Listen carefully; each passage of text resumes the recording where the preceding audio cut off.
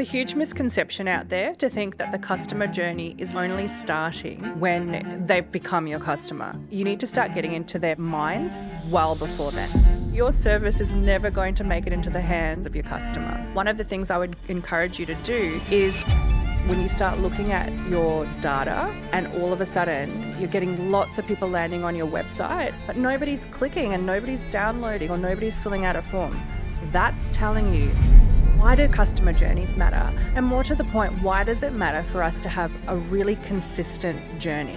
It boils down to the fact that welcome to the Disruptionist, where the status quo has no seat at the table. I'm Jess Singh, and this is your invitation to join the movement of game-changing, boundary-pushing strategies that will take your marketing, branding, and customer journey to the next level. Let's get disruptive. Hey everyone, today it's time to talk about customers and more particularly your customer journey. So what exactly am I talking about when I'm talking about the word customer journey? Guys, it's pretty simple. It's everything that your customer is thinking and feeling before they interact with you, once you've captured their attention, as you go through the sales process, you start fulfilling on what they're doing with you, whether it's a product or a service, and then afterwards, what are you doing to take care of them? It's a huge misconception out there to think that the customer journey is literally only starting when they've become your customer. The thing that I would say to you is that you need to start getting into their minds well before then. And what do I mean by that? Well, listen, as a marketer, it's my job to start thinking about what's going to make them stop scrolling and actually click on the ad and then actually listen to what we have to say as a business, right? So I've got clients out there that if they don't understand what the person's going through when they're on Facebook, their ad is never going to be clicked on. So your service is never going to make it into the hands, or your product's never going to make it into the hands of your customer. So one of the ways you can get around this is go where your customer goes, right? So if they're on social media, think about the groups that they're in. What sort of content's out there? What can you do differently to make your ad stand out? That's a great way of thinking about the customer journey. So what happens once you've captured their attention? Well, now they're starting to come into your environment. And by that, I mean they might actually pick up the phone and talk to one of your sales consultants or one of your team, or they might end up on your website.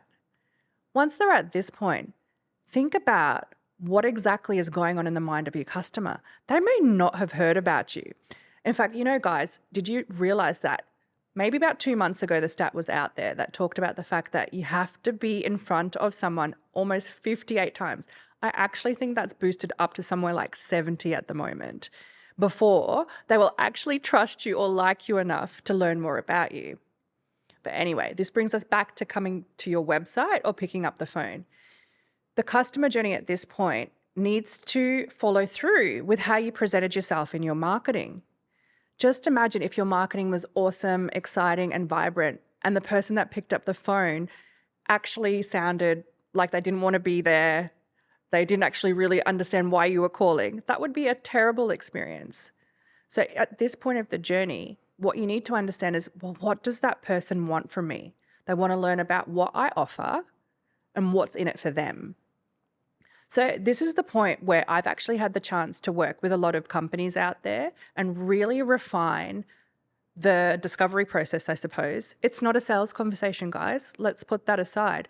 What it is about really getting to know that particular customer and what's really, stopping them from achieving the results that they're after. So let's think about a typical person that wants to basically improve their career. They could go into a sales conversation where you talk about what's your budget, how much time do you have, or do something that I've done with one of my clients, which is really get to know the person and what's going to motivate them, why they're here for study.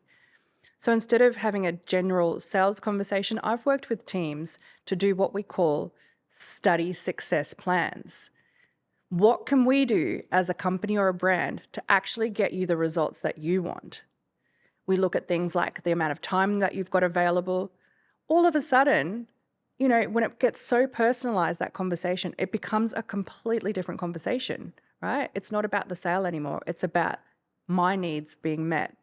That builds the trust that we need in that part of the customer journey to make that person decide, yes, This is the company that understands me, and I know that they're going to be there to support me because they've proven it. We then move on to, I guess, the part that we call delivery or fulfillment, right? Once you've got that customer, what do they need? What type of support, resources? What can we do to basically keep them engaged and deliver on the promise that we tried to attract them with in the first place? Okay, guys, and so when we're really looking into customer journeys, there's sometimes little clues and signs out there that are telling us where the problem is for our particular business. What do I mean by that? I'm telling you that when you start looking at your data, from your website, and all of a sudden, for some reason, you're getting lots of people landing on your website, but nobody's clicking and nobody's downloading or nobody's filling out a form. That's telling you that there's something wrong in that part of the customer journey. What I recommend is you go back and you look at the copy. You look at the offer. What's wrong here? This is a chance for you to get feedback and work out what it is that the customer really wants.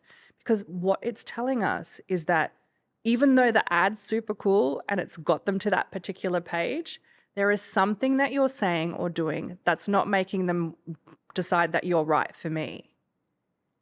What I would normally do in that sort of instance is start thinking about what's in it for me. I'll put myself in the customer's shoes.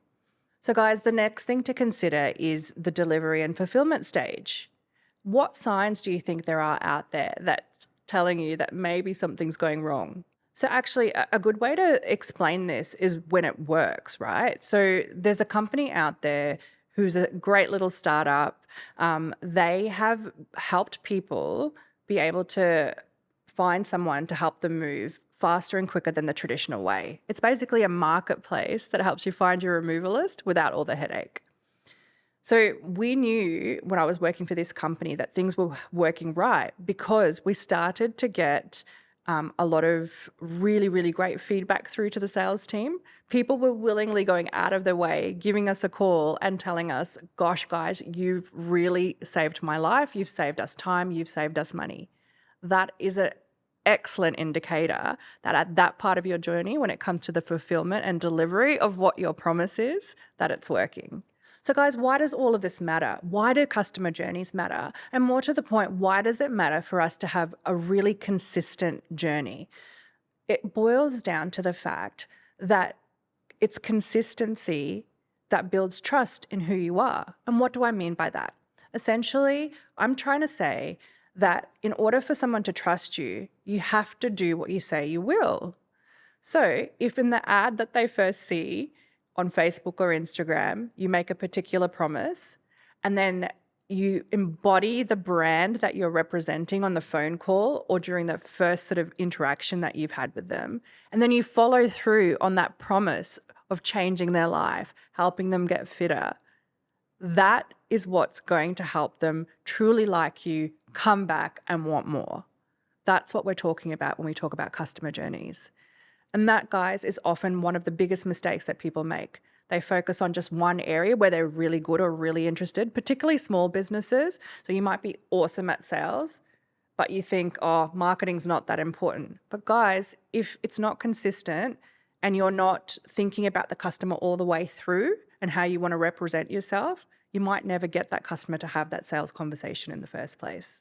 So I'm going to put a challenge out there for you. Have you mapped your customer journey?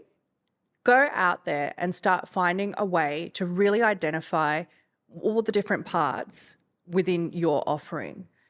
With your particular business model, whether you're a professional services organization, whether you offer products online or in the retail space, really map out all of the different points at which you engage with a customer.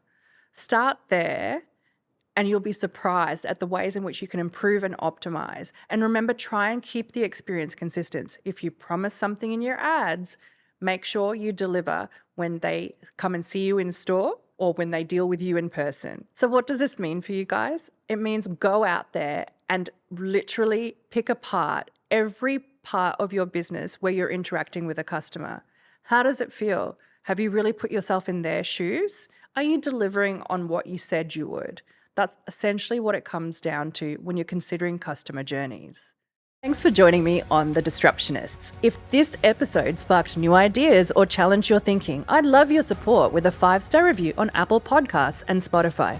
And don't forget to subscribe to your favourite platform to catch every disruptive insight. For more behind-the-scenes content and to connect with like-minded disruptors, follow me at It's Jess Singh across all social platforms. And remember, stay disruptive.